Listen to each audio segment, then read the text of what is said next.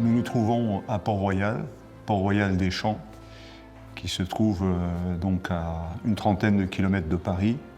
C'est un lieu prestigieux puisqu'il a rayonné au XVIIe siècle d'une spiritualité cistercienne à l'origine, fondée en 1204.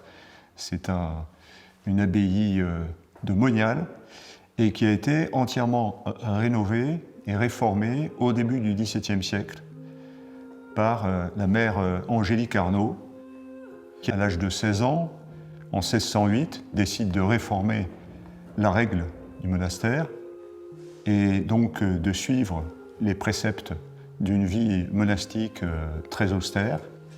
Et elle va entraîner un véritable renouveau avec l'arrivée de nombreuses sœurs, non seulement de sœurs, mais par la suite un certain nombre d'intellectuels.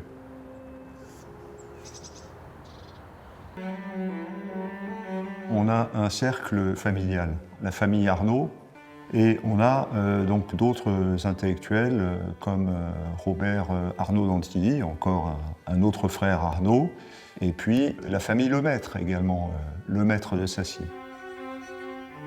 Et alors, ils ont un projet éditorial et un projet, je dirais, de traduction.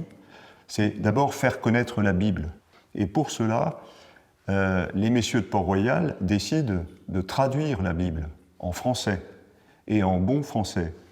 Et là, ce qui est caractéristique, c'est qu'ils n'épousent pas cette idée du libre regard, du regard personnel sur la Bible. Il s'agit au contraire de retrouver une lecture de la Bible dans la tradition, parce que la Bible est au cœur de la tradition.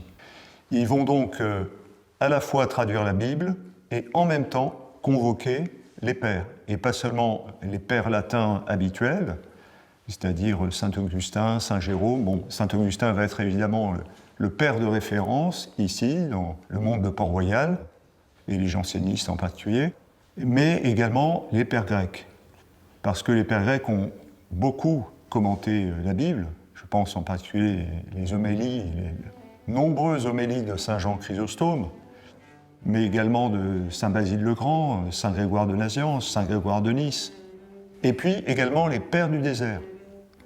On pense évidemment donc aux apophthegmes des pères, mais aussi à Dorothée de Gaza.